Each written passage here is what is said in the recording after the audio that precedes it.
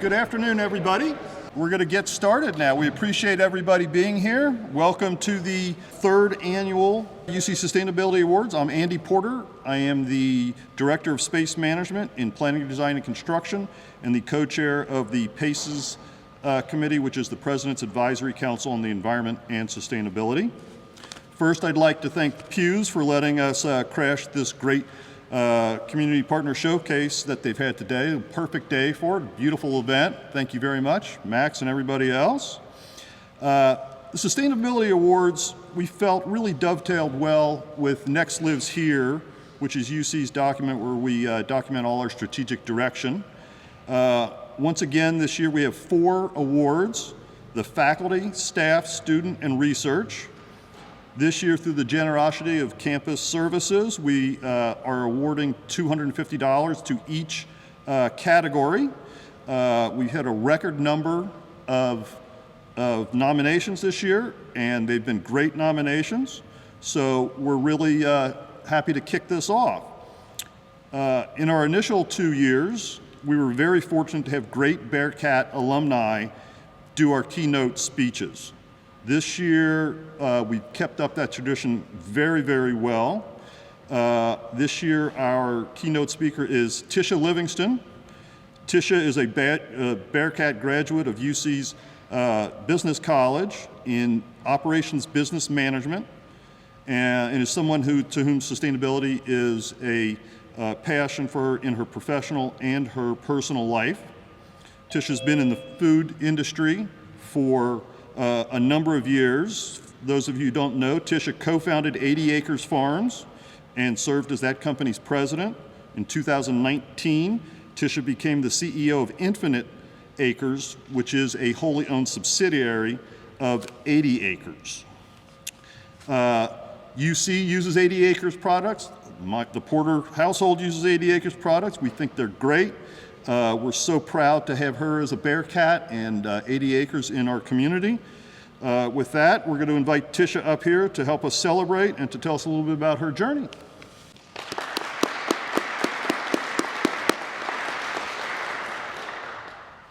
Well, thank you all so much. I need to make sure I'm regulating my my volume so that we're good here. So let me know if you can't hear.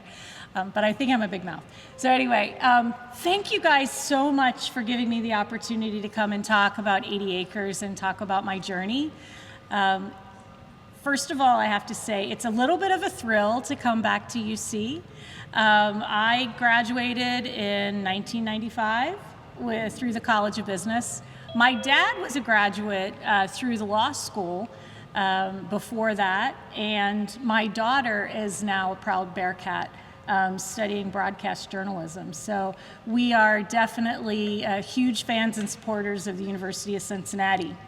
And I'll tell you, as I'm walking the campus with my daughter, and I'm thinking about all of the things that have changed since I was here in 1995, but some of the things are the same. When I started at UC and my dad took me on the campus tour, he said, Tish, he said, my freshman year, he said, I was in arts and sciences, and he said, I'll never forget. My first professor said, do you guys know what UC stands for? I'm sure all of you heard this, right? And everybody's raising their hand and saying, yeah. And he's like, no, UC stands for under construction. And I have to say, I told my daughter the same bad joke, and I hope that maybe she'll tell her daughter the same bad joke in the future. So first of all, thank you so much for having me. My years at the University of Cincinnati really helped prepare me for the journey that I would start through the food industry. The best experience I had was through the co-op program. Because when I went through the co-op program, I quickly realized what I liked about working and what I didn't like about working. And quickly switched my degree to operations management because I realized that my passion is really about manufacturing. It's about manufacturing and supply chain and driving efficiency out of operations. So I started right out of the university at a company called Pierre Foods, which is north of here, and I was a production supervisor. And I'll never forget, it's like you're never prepared quite for that first job. And my dad gave me the advice. He said, Tish, just carry a clipboard and walk fast. Nobody ever questions somebody with a clipboard. So that was my strategy first.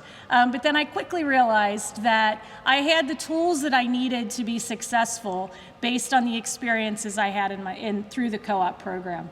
And really through my whole journey, my career, working in the food industry, I ran manufacturing, I ran operational finance, I did a lot of mergers and acquisitions work, which meant that I did due diligence, so I understood the puts and takes in the financial system, and then thinking about how to merge companies together. So we would look at companies to buy, and then I would have to go actually make it happen when we actually purchased them. And the way that I came to 80 Acres is the last place that I worked before I started the farm. And it was a company called Seger Creek Vegetable Company. Seger Creek was a company that had gone into bankruptcy. And they were, Bain Capital hired me and my business partner, Mike, to turn the business around. And there were two main reasons why that company went bankrupt.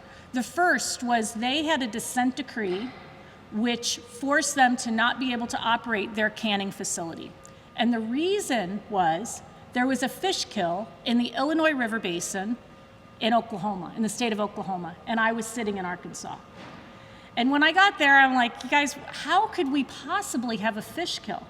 And they said, well, all we're doing is washing vegetables. We're bringing vegetables in from the field, we're washing them, we're taking the water that we're washing, and we're land applying it across, the fields, the thousands of acres of fields we have. And what happened was there was such an over-application of nutrients in order to get that produce to grow in the field, that when it rained and when our wastewater washed off into the streams, there was algae blooms, which sucked all the oxygen out of the water. And then what happened is the fish swam through in the narrow part and caused the fish kill. And that really got me thinking, what is it that we have to do in order to be able to grow food currently? It's not the growers' fault. It's not the farmers. The farmers are doing everything they can to be able to provide fresh produce to us. I don't know if you guys know this, but it takes 11 days to get salad from California to Cincinnati, to get it to your table. And through that 11 days, you're seeing a lot of waste in the process, and everyone is taking their share of the profits, and your product is aging, and you're losing nutrition. So not only do we have food waste, we have a tremendous amount of pesticides that are going on this crop to be able to get it to grow, and we're not really getting good quality. How many of you have bought produce and you bring it home and it doesn't last in your fridge more than a day or two? I know, everybody, right? I hate it when that happens because I want it to be able to last at least a couple days, if not a week, in between the times I go to the grocery store. So that's really the foundation of 80 Acres.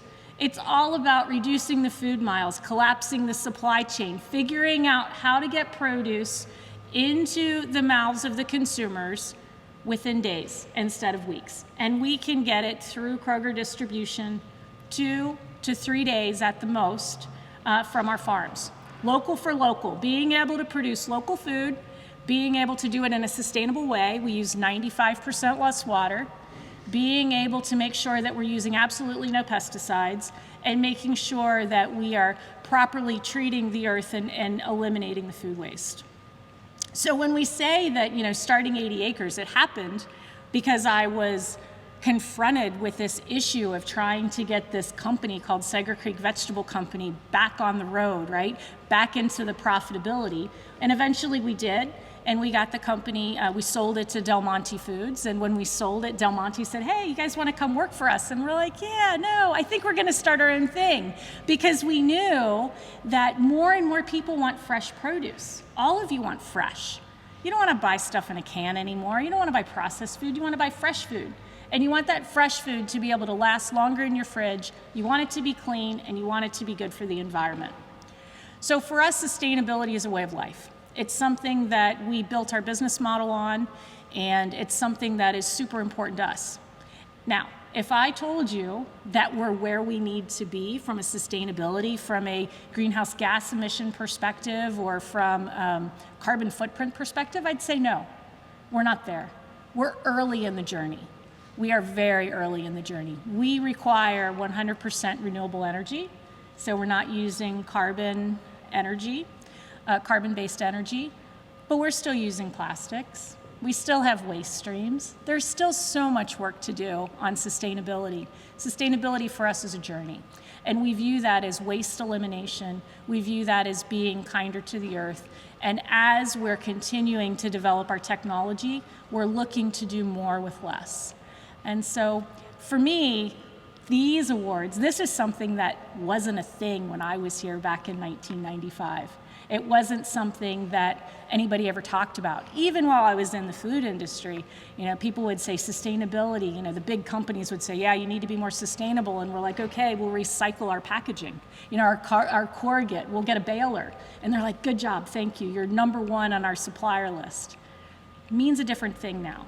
And I am so happy that colleges and universities, young people, are pushing the people like me. They're pushing all of us forward to be able to make this planet a better place for us to live.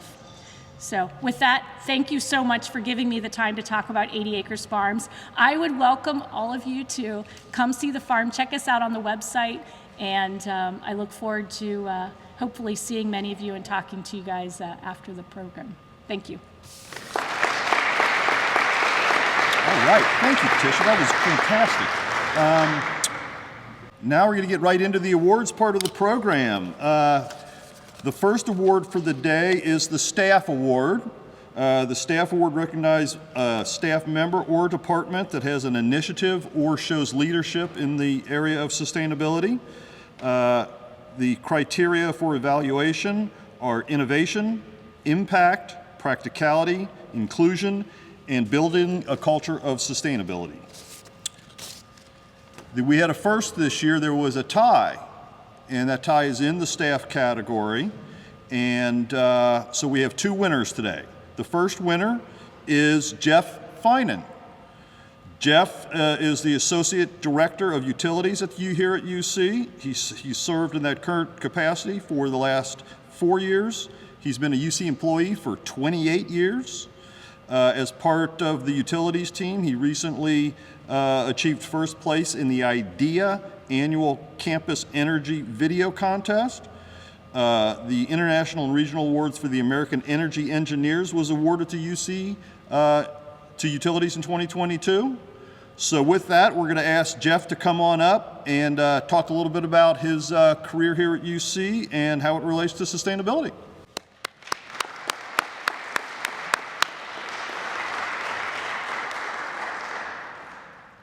Hi, everybody. I want to start saying thank you for the committee. This is a great honor. Obviously, I've been here a while. It's great. The last 4 years of my position have really changed the way I see the university. Started out as an operator here, power plants, boilers, chillers. It was just stuck in a building. Moving up into the management and then the assistant director got me outside. It just got me around campus. But before I move on to that, the vision of this could not have been accomplished without the leadership of my director, Mike Hoffman. He's been really great to me. Keeps me on a good path, is a great teacher. The help from our student engineers and student helpers, chemical engineers, some local contractors who we use quite a bit. I even reached out to Duke University and another university because they use a similar water reclaim system that this award is for. We use their insight to help build this. So I'm going to make sure I thank all of them because they were implement in making this happen. When I did start here, the word sustainability, it was not on our minds. We didn't really even know what the word was, had never thought of it. We did what we had to do to cool this campus and heat the campus. We just ran our equipment to the walls. No thought of it at all. So then we get some new visionary leadership, which happens to be sitting right in front of me today. Joe came on, taught us a whole new way to look at sustainability. We start producing power this year. We're start producing all the power for the campus with our big engines and our steam turbines. So we started to grow. We really didn't. Not all of us were on board at first, I will have to say. Some of us are like, no, we just run it. That's the way it goes. But over time, we start thinking, this is a better way to do this. And the mindset was changed, and people start seeing it. And we start putting it into motion. So it really got to people just, and then we keep teaching, but look what we're doing for the environment, and look what we're doing for the employees and the students. We're keeping tuition prices down. We're keeping prices down. And really, in the end, we were just also simply saving money. I mean, we were really just putting more money in our pockets. But it all went back to the university. Today, everything we do in utilities is working towards sustainability and this goal. From more efficient drives on our motors to smart metering we use all over this campus, to projects like this that I get to work on, which is really one of my favorite things to do. Working with other trades on campus, the other buildings, and teaching them what we've learned and what we've grown to figure out. Hey, you guys don't need these pumps. You can do it a different way. And really just becoming better stewards of this earth. I've spent my whole career at this university, and it really feels so great to work in a place that respects your work and rewards your accomplishments. So I really want to say thank you for this. This means a lot. So, thanks.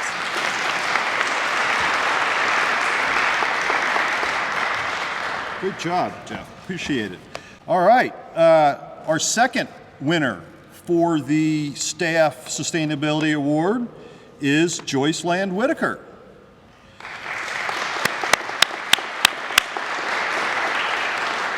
Joyce is a graduate of Withrow High School. Go Tigers.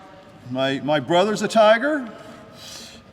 Joyce also graduated from UC's Lindner College of Business Executive Management Program. Joyce is the Director of Housekeeping and Campus Services with over 35 years of service to UC. Between her and Jeff, that's a lot of institutional knowledge we have here. That's really valuable. And it's no surprise, I think, that they're being rewarded tonight. So in her role, she manages the green cleaning program, and that's what she was nominated for today. So with that, Joyce, come on up and tell us a little bit about the program and yourself.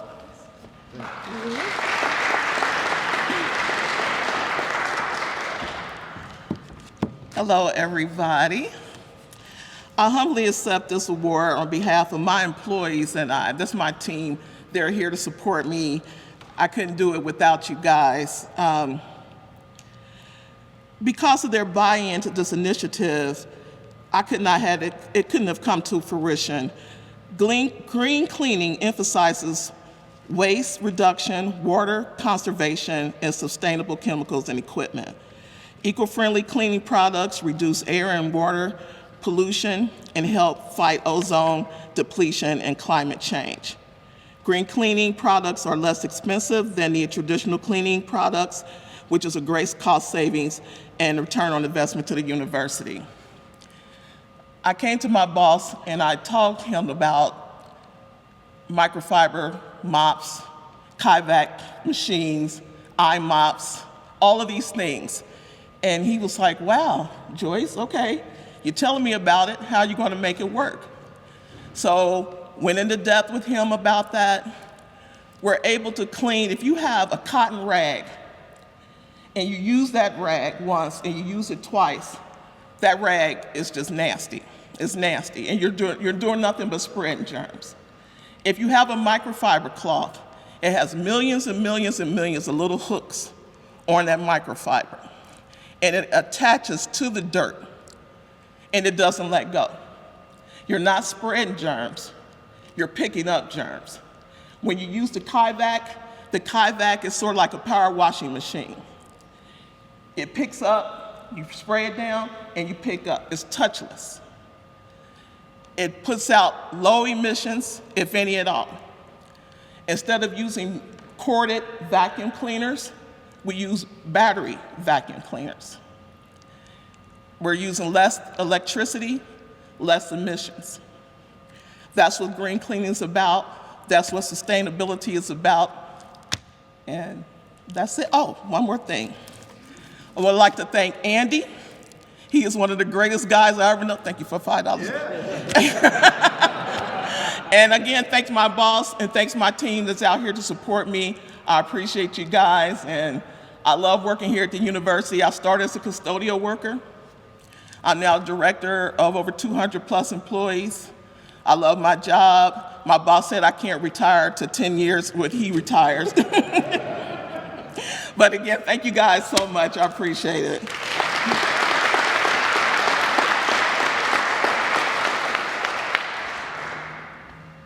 My name is Alex Roman Gonzalez. I'm the sustainability coordinator here at UC. I'm sorry, I'm a little nervous. Public speaking is not my best thing, but before I introduce the faculty award, I wanted to thank Lex for all her help. When I got to UC, she was very, very helpful with the transition. She's now graduating. We're gonna miss her, but we wish her the best. Thank you, Lex.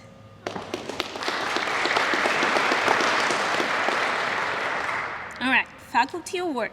This award recognizes an outstanding faculty member who is dedicated to creating a culture of sustainability at UC. Awardees exemplify a strong commitment to sustainability through teaching and/or service.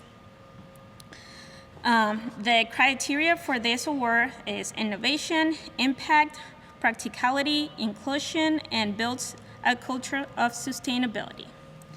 And the winner this year is Braden Trouth. Braden brings his background in permaculture design to his work at UC, working with design students to understand the complexities of sustainability. He focuses on educating students about ecological energy theory, systems thinking, product use and materiality, and how our choices are designers of mass produce products and slow and even reverse climate change, bring us to beyond net zero. Some of his students have created the world's largest solar cooking company, Go Sun Stove, based here in Cincinnati. And I've seen it when I've gone camping, so nice work. Some of his research primarily focuses on regenerative agriculture, where he has helped pioneer the concept over the last decade, a concept that has been identified as one of the best carbon sinks to reserve climate within 30 years by drawdown.org, and is now being adopted by industry. Congratulations, Braden.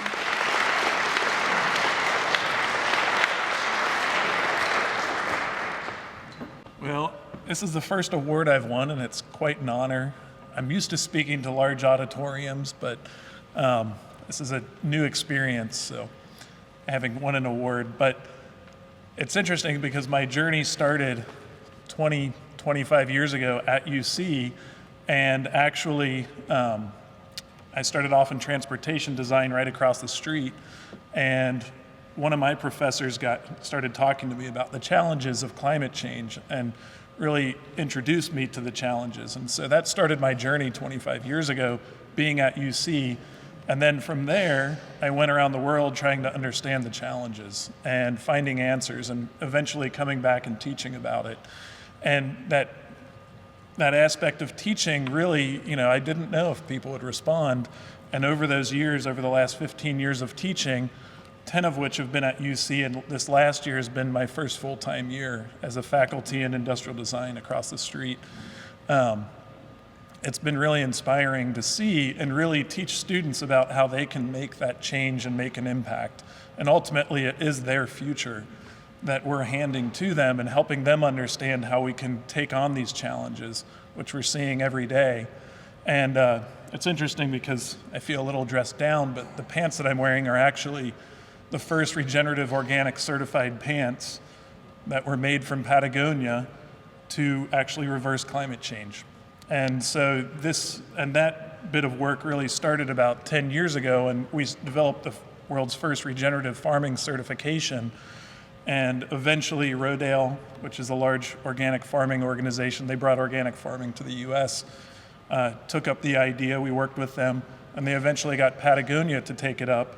And now they're working with developing farming methods that can actually sequester carbon to basically build a regenerative future. And actually, with drawdown.org, which is a great website and identifies the top 80 strategies to reverse climate change in the next 30 years, which we oftentimes hear about climate change being this insurmountable task, that we could actually resolve it in one generation by my children's generation. And so every day when I go in to teach students, it's really helping them understand how they as designers go out into these companies around the world and have that impact, whether it's at P&G, whether it's at, all over. We just had a student go out to Marmot, which is an outdoor company, and they're really leading the impact. It always blows me away how these students go around the world and are creating the world for us. And we're obviously supporting it and buying into it, but now they have the opportunity to facilitate business in that transition, to be a force for good and impact. And ultimately, the key is that understanding that these problems are solvable. And as good designers, that's what we're trained to do. And so, but we also work with all the schools. I've worked with the School of Planning over the years to implement permaculture programs with Lincoln Heights and other communities around the community, also with horticulture as well, which I did run for a period of time. And so that cross-disciplinary work is also really important so that students understand how complex the world is, but also how they can work with it. And so that is a really key aspect. And over this journey, it's interesting because when I came out of industrial design, I wasn't sure if I would continue on with it, but it kept pulling me back. And so originally I went into green architecture and worked with the DAP grad out in New Mexico, building off-grid solar-powered homes. Then eventually traveled the world studying permaculture, and that's when a lot of the pieces of sustainability really came together. And that's a lot of what my work every day is about. And also I work with the city as well. I'm on the environmental advocacy committee for the city of Cincinnati. And so trying to work with how do we do this in the community on a daily basis as well is really key. So, and what I will say too is none of this is possible unless we all partake in it. And what years ago when I first got into this, it was sort of a tough mountain to look up and realize that, can we climb that mountain? And it's nice to be able to teach and realize that we can climb that mountain and that it is possible. And it's just getting everyone on board, to build a future for our children. So thank you all. It's quite an honor. And I look forward to a long career working with all these wonderful people at UC. So, and continued work. So thank you.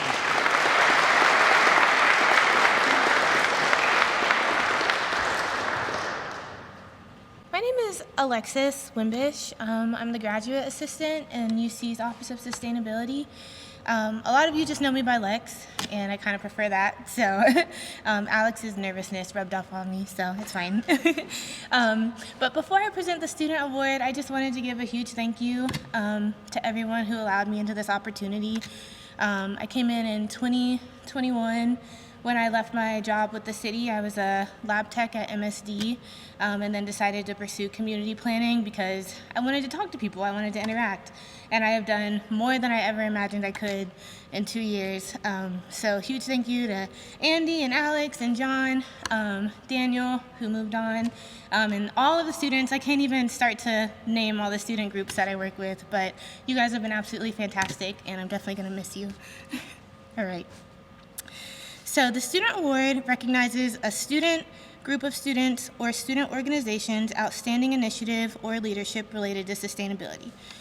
Awardees are innovative in their ways of solving problems to enhance UC's culture of sustainability, and they are evaluated on the criteria of innovation, impact, practicality, inclusion, and building a culture of sustainability. This year's winner was Net Impact UC.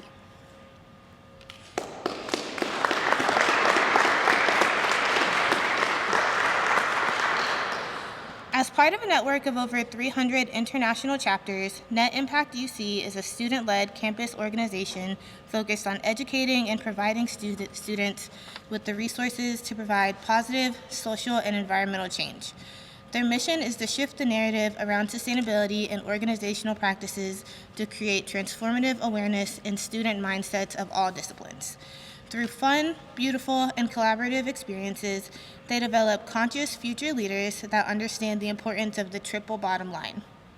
Operationalized around two core tenets of education and career development, Net Impact provides the UC community with programs and opportunities to develop sustainability-related skills and connect our future leaders with organizations in their own region. Congratulations, Net Impact.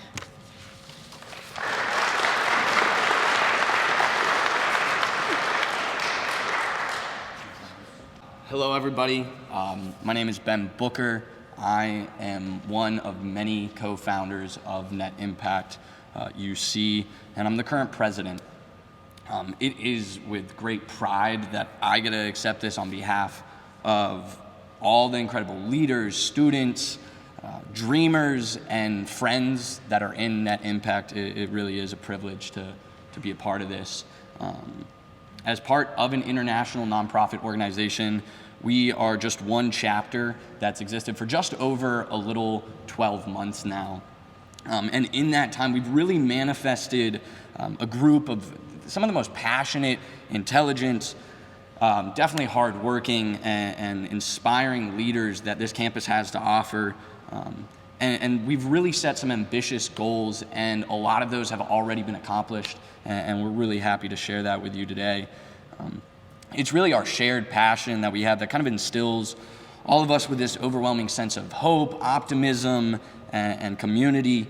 Because as we look out into this ecosystem that we have here, especially through our lens, kind of looking at it through a business, we really have been able to identify the flaws and kind of the shortcomings in how we manage our businesses, our institutions, and our systems. And in that work that we've been doing, we found literally limitless opportunities to create a more just and sustainable world. And as Lex kind of touched on, our mission is to shift the narrative around sustainability and organizational practices to create transformative awareness in student mindsets of all disciplines at UC. Through fun, beautiful, and collaborative experiences, we develop conscious future leaders that understand the importance of the triple bottom line. And this mission really guides our intentions when we set off to kind of find the most impactful ways to support our community's work in this space. We knew that we needed to be intentional in our action and capacity as we did that. So this really helps us establish our two core operations. That is we lead through our education department, where we've hosted 4 speaker events. We've hosted 1 case study in collaboration with Altifiber. We've developed a sustainable podcast, and we're working directly with the Lindner College of Business to help inform and guide the next evolution of sustainable curriculum. Our career development team is leading some really exciting initiatives on campus.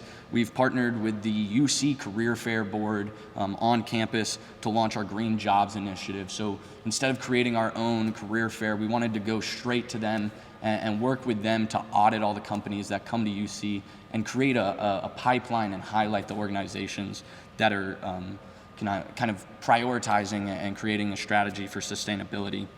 We've launched our own Green Jobs Board, where we highlight opportunities in our community, in our region, and in the country for students to connect with jobs, co-ops, internships.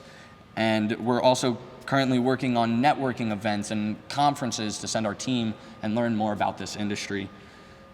Somehow, after all of that, we still felt like we could do more. So we also developed 3 sister organizations that really kind of support this ecosystem that we've been developing. Our first one is our student-run ESG consulting group, Metamorphosis.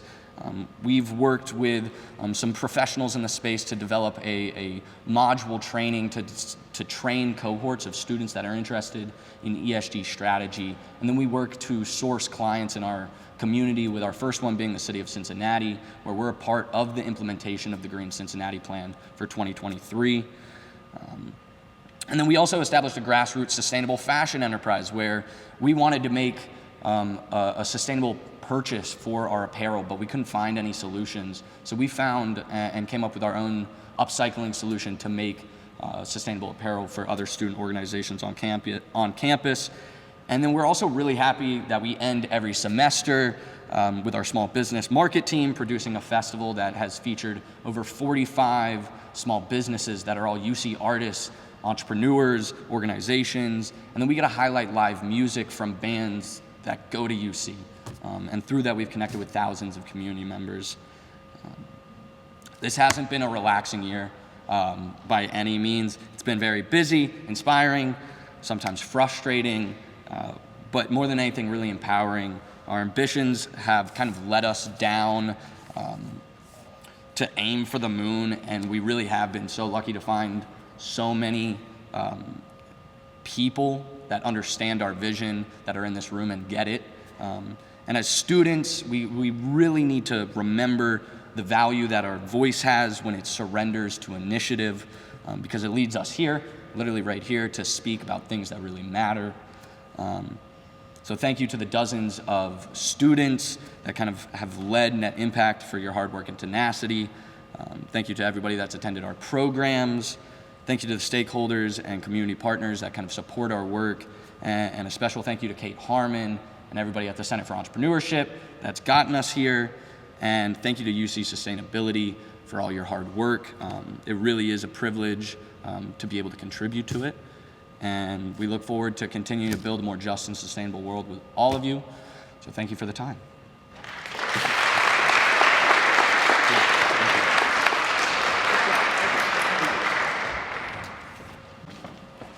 All right. Another great presentation. We really appreciate it. We're down to our last award. That award is the Research Award. Before we present that, we have Pat Limbaugh here, our VP of Research, Professor of Chemistry, Ohio Eminent Scholar. A number of other things that I'm not going to talk about. So, Pat, please help us out. We'll talk a little bit about research. Thank you, Andy. First, let me start by thanking Angela, Max, the whole team for what they put on before this. Andy, you and your team are doing a great job. Joe, John, Tisha, thank you for your words of inspiration and telling them about your journey to get to where you are today. Congrats to all the other winners. The Research Award, in particular, I want to thank one person, Jennifer Kravickas, who works in the Office of Research. She has been the inspiration and Andy's partner in thinking about what we can do as a Research One university in terms of driving and creating new knowledge that impacts sustainability. You may not have heard, President Pinto did a sort of his presentation, State of the University address earlier today. One of his big priorities is bioscience and the bioeconomy. And to us, bioeconomy is really about discovering what is next for us to learn, develop, that will all impact all of what we're trying to do in this whole sphere of sustainability. And I must say, I know you're going to introduce the awardee, but you couldn't get a better example of someone who does research that is internationally known and makes a difference in his particular field. So, Andy? You want to go ahead and do it, or you want me to do it? I can do it if you All wish. right, there you go. It'll be my pleasure. All right. So, the Research Award description, I should read all of this stuff, recognizes outstanding research achievement by an individual or team that is dedicated to cultivating a culture of sustainability at UC and beyond. And the criteria nominations were judged using the following criteria: commitment to equity and inclusion, scholarship, societal impact, commercialization activity, and research partnership. And our awardee is Dion Dionisio. Dion is the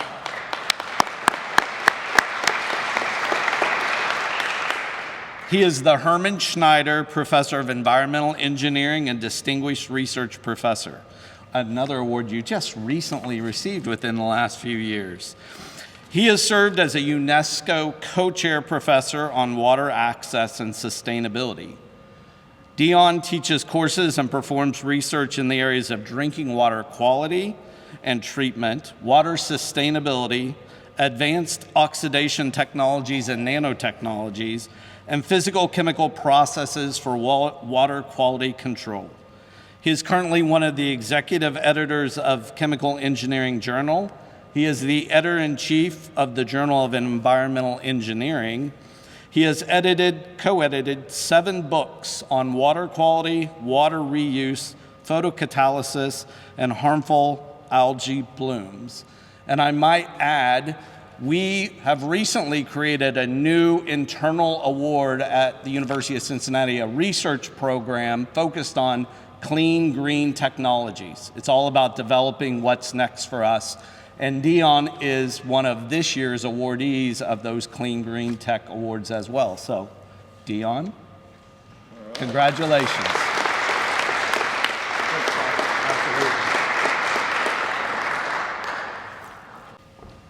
So first, thank you so much for this honor. And I'm really feel very privileged to have this opportunity to work for the University of Cincinnati. That's actually where I graduated from. I received my PhD, and it's a university that can give you tremendous potential to do whatever you want. But this award is actually for my students, my collaborators, my visiting scholars, the university leadership. I have really very privileged and thankful that they supported me all the way to practically explore innovation, creativity, and instill this kind of interest and curiosity to the students. So the students, if any of them, I think some of them are here, you can do more than you think you can do. So believe it, I think it's possible. Now about the environment, we need to care. We need to care because based on simple thermodynamic analysis, it's very difficult to eliminate any impacts. We live, we are millions of people around the world. Many billions of people do not have access to drinking water, for example. They don't have access to clean air, or the soil is contaminated. The incidents we hear recently, the East Palestine situation, you can see also unintentional effects, mistakes, accidents, how they can impact not only the humans, but the environment, the life. David Attenborough, for many years, have been advocating as a nature communicator, indicating the kind of situations we are in. The climate change, already mentioned, the CO2 we need to remove. So we have a lot of challenges, but we have also innovation, we have progress, and we have determination to reverse the situation. So I have seen today, in the morning, I was attending the American Academy of Environmental Engineering and Scientists award ceremony, and a company in California from Orange County that they take the wastewater and they reuse it for potable consumption. They were able to actually revert that and be carbon neutral and even negative. That means the potential is there. It's our determination to explore that. I'm not going to read the list here, but my work has focused on water quality and water treatment. And Cincinnati has been a pioneering city about these issues. Back in the 1930s, that's where Streeter and Phelps developed the model to predict the dissolved oxygen concentration in rivers when we have pollution downstream. If you go to the engineering in the 8th floor, there are many equations there. One beautiful equation is the Streeter and Phelps model to predict the dissolved oxygen concentration downstream of a river, because when you have pollution, the dissolved oxygen is depleted because of microorganism activity. So my work has been inspired by all these situations and how to instill this interest to the students to solve problems. We are engineers, we need to work on solutions.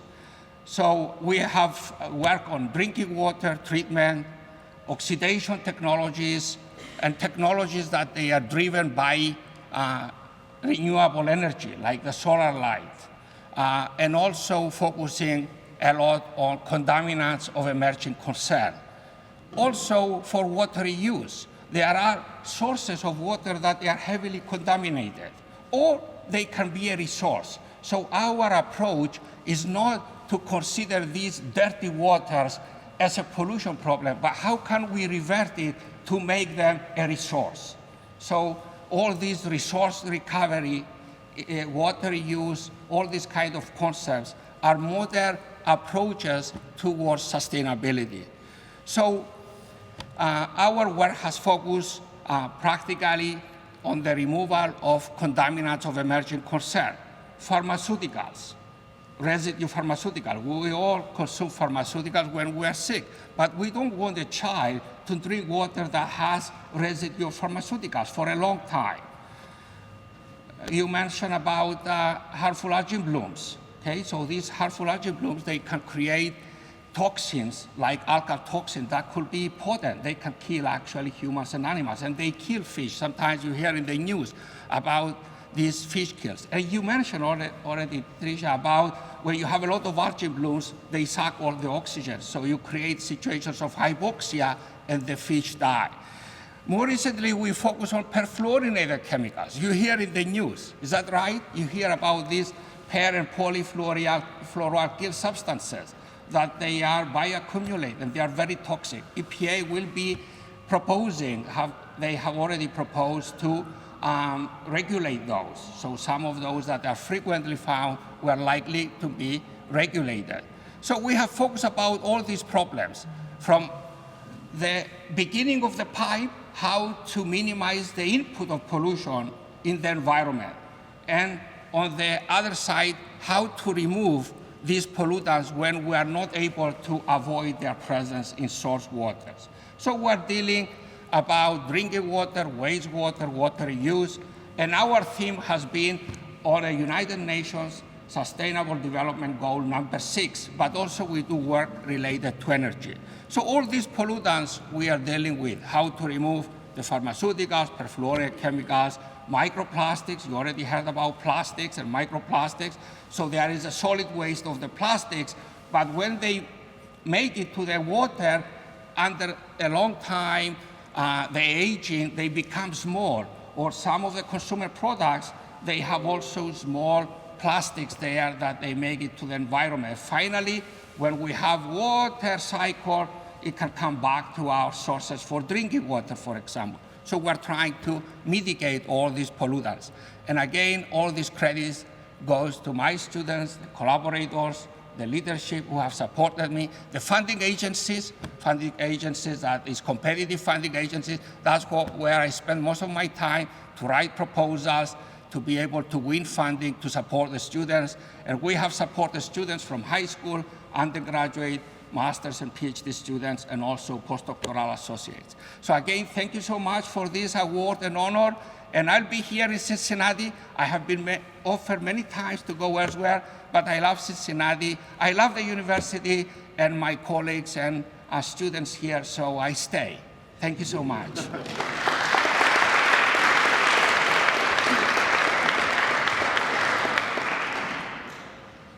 Hey, good afternoon. I'm Joe Harrell. I'm the Associate Vice President for Campus Services. About 6 months ago, Campus Services merged with Facilities Management, so I'm now the leader of a dozen different departments on campus. People often ask me, hey, what's the favorite part of your job? You know, are you picking housekeeping? Joyce would probably say, yes, pick that. Are you gonna pick utilities? Jeff would say, pick that. And I tell them the favorite part of my job, it's simple. It's the people. I mean, there are so many amazing people at UC, because I look around this room, I see a lot of people I'm familiar with, but I just met some new people today, and it excites me. Our students, the energy they bring, they're so kind, so caring. Our teammates, I love them, I care for them. There's just so many great people. Like just meeting Tish, I found some new colleagues, also future friends. You know, Jeff's recycling 15 million gallons of water reuse, and then I meet an eminent scholar who specializes in water reuse. So yeah, I'll probably be reaching out, setting up a meeting. And Brendan, I need a new pair of pants, so I'll be talking to you about Patagonia. But also, hey, you know, we buy our uniforms from a large company headquartered in Cincinnati. I don't know, they got some arena at some low-rate school named after that company, a few miles from here. So hey, maybe we could get some more sustainable uniforms for our teammates. So just making those connections. And students, you guys have a lot of opportunities. And if you eat in our dining halls, you're gonna see two really cool things. One is our 80 acres food, which is fantastic. As soon as I walked in there, I'm like, I know right where this came from. Buy it at Kroger's all the time, and it does last longer, which is awesome. So we serve that. We do a bad job telling people about it. Like, our students would like to know they're eating sustainable food that's not coming from California or across the ocean. It's coming from 10 miles away.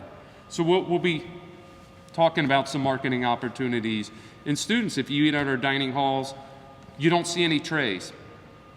And the reason I bring that up, and Andy knows, he's part of the Sustainability PACES group. Oh, about 7 years ago, the smartest person in the room was a student. And they were like, why do we have trays? That's what you put your plates on. And she said, can we go trayless? And it's like, I don't know, like, we'll try it. So they measured how much food people use with a tray and how much without. It's like 4 ounces a meal different.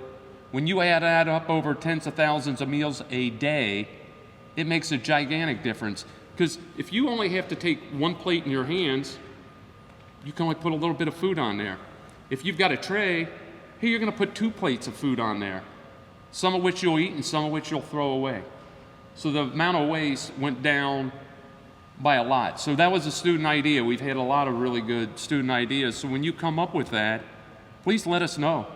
And our job is not to tell students no. Our job is, hey, let's find how we can make this work.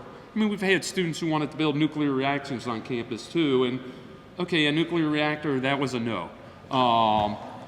But it was still like, hey, cool idea, you know, zero carbon energy. So again, thank you for all you do, everybody in here, for making the university such a great place, making the university greener, and making the planet a better place.